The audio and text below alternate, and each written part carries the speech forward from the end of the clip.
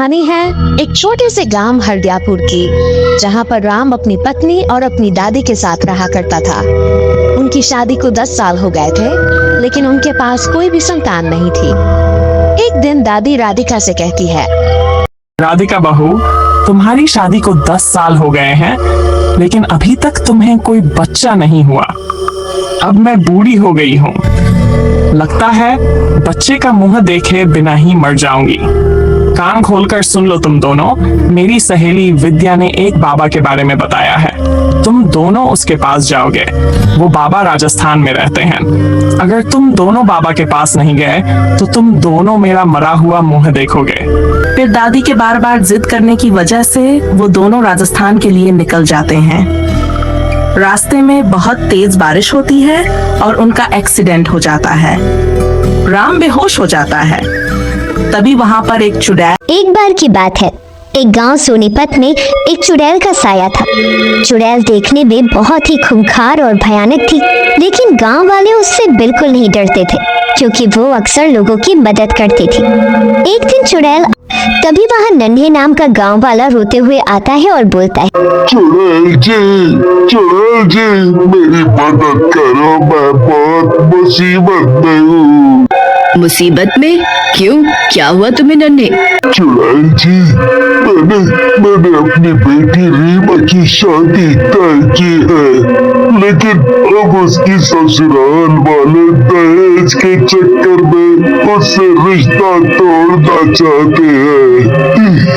अगर ये रिश्ता टूट गया तो उससे शादी कौन करेगा? मैं तो जीते जी मर जाऊंगा। बस इतनी सी बात है। तुम मुझे जरा उन दुष्टों के घर का पता दो, मैं जरा देख कर आती हूँ इन दहेज के लोभियों को। फिर चुड़ैल नन्हे से उसकी बेटी के ससुराल का पता लेकर चुड़ैल वहाँ पहुँच जाती है और बोलती है, कौन है वो दुष्ट जो नन्हे से दहेज मांग रहा है? सामने आओ, मैं उसे अपने हाथों से दहेज दूंगी। चुड़ैल को देखकर रीमा के ससुराल वाले घबरा जाते हैं और बोलते हैं, अरे चुड़ैल जी, आपको गलत फहमी हुई है। हमने कोई दहेज की मांग नहीं की। नन्हे भाई साहब गलत समझ बैठे हैं। वो तो हम बस गिफ्ट की बात कर रहे थे। सुनो तुम सब लोग, चुपचाप रीमा से शादी करवा दो, समझे? और कोई गिफ्ट नहीं मिलेगा, समझे? और दोबारा ये बात आई तो मैं खुद गिफ्ट लेकर आऊंगी। चुड़ैल की ये बात सुनकर सीमा और बाकी के लोग घबरा जाते हैं और रीमा की शादी धूमधाम से हो जाती है। शादी के बाद नन्हे चुड़ैल के पास जाता है और बोलता है, चुड़ैल जी, आप महान हो। आज आपकी वजह से मेरी बेटी की शादी हो गई। आप महान हो। लोग आपको ऐसे ही चुड़ैल चुड़ैल कहते रहते हैं। नन्हे, अरे बस करो, मेरी तारीफ मत करो। मैं तो बस लोगों की मदद कर देती हूँ जो मुझसे बन पड़ता है। चुड़ैल की वजह से रेखा के ससुराल वाले अपने आप को बड़ा ही बेइज्जत महसूस करने लगते हैं। सीमा अपने पति कालिया से बोलती है, इस चुड़ैल ने हमारी बहुत बेइज्जती की है। मैं इससे बदला लेना चाहती हूँ, आप कुछ करो। दुख तो मुझे भी हो रहा है सीमा, लेकिन हम इस चुड़ैल से कैसे मुकाबला कर सकते हैं? ये तो हमें ही मार डालेगी अगर इसे कुछ भी पता चला हमारे बारे में। आप तो रहने ही दो, मैंने आपसे बड़ा डरपोक नहीं देखा। मैं ही कुछ करती हूँ। ऐसा कहकर सीमा अपने गांव से बाहर एक तांत्रिक के पास जाती है और उसे चुड़ैल के बारे में सब बताती है कि कैसे उसने उसके बेटे की जबरदस्ती शादी करवा दी। सीमा की बात सुनकर तांत्रिक कहता है, तुम चिंता मत करो, मैं अभी उस दुष्ट चुड़ैल की चुड़ैलियत निकालता हूँ। ऐसा कहकर तांत्रिक एक मंत्र पढ़ने लगता है। जैसे ही मंत्र खत्म होता है, वहाँ एक शैतान आ जाता है और बोलता है,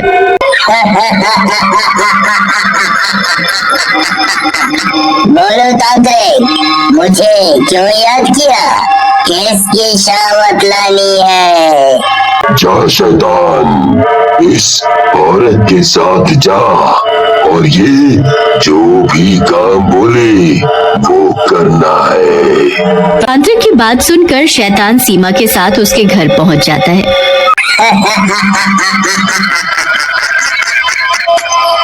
बता बढ़िया, क्या काम है जिसके लिए तू मुझे अपने साथ लाई है? उस चुड़ैल ने मेरी और मेरे परिवार की बड़ी बेइज्जती की है शैतान जी। बस आप उसको ऐसा सबक सिखाओ कि मजा आ जाए। बस इतनी सी बात है? ये तो मेरे बाएं हाथ का काम है। उसके जैसी चुड़ैलें तो मेरे हाथ पैर दबाती है। मैं जाता हूँ और उस चुड़ैल को अभी तेरे सामने लाता हूँ। ऐसा कहकर शैतान वहाँ से चला जाता है। तभी वहाँ सीमा का पति कालिया आता है और बोलता है, अरे सीमा, तू इस नमूने को पकड़ तो लाई है, लेकिन ये बहुत ज्यादा बोल रहा है। क्या ये उस चुड़ैल का कुछ कर पाएगा? खुद से कुछ तो होता नहीं। ये नमूना कुछ नहीं कर पाएगा तो तुम कुछ करके दिखा दो।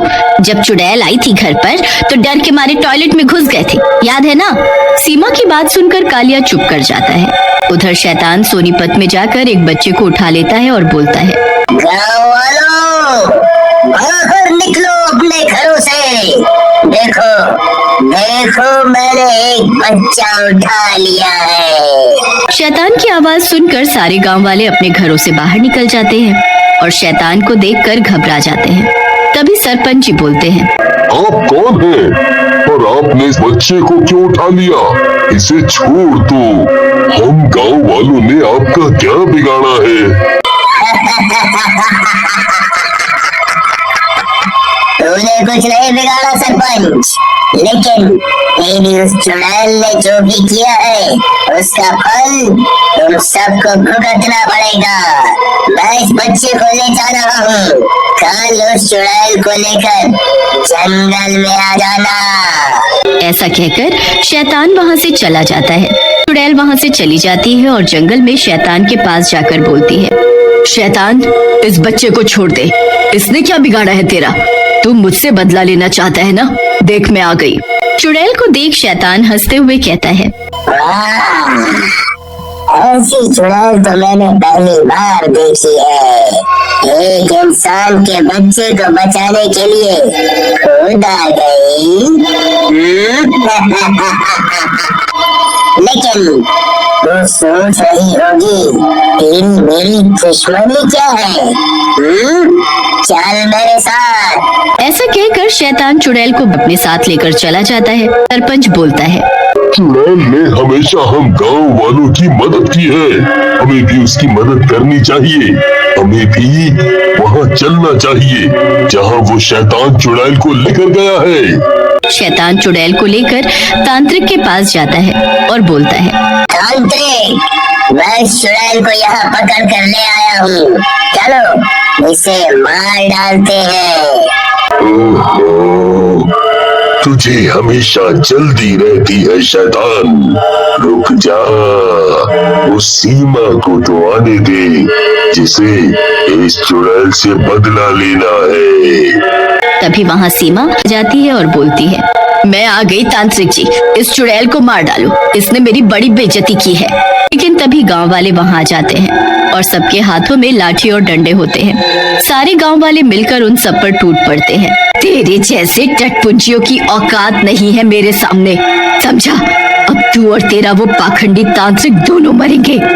ऐसा कहकर चुड़ैल शैतान और तांत्रिक दोनों को मार डालती है। उधर गांव वाले सीमा और कालिया को पकड़ लेते हैं। सरपंच जी बोलते हैं, चुड़ैल जी, इन दुष्टों को भी मार डालते हैं, नहीं तो कल को ये फिर से हम सबको परेशान करेंगे। नहीं नहीं सरपंच जी, इन दोनों को मारकर आप लोग भी इनके जैसे ही हो जाएंगे, छोड़ दो इन्हें। चुड़ैल की बात सुनकर कालिया और सीमा चुड़ैल के पैरों पर गिर जाते हैं और बोलते हैं, हमें माफ कर दो चुड़ैल जी, हमें माफ कर दो। आज के बाद हम कभी ऐसा नहीं करेंगे और आपकी तरह हमेशा लोगों की मदद करेंगे और दहेज कभी नहीं मांगेंगे। हाँ, कभी नहीं मांगेंगे।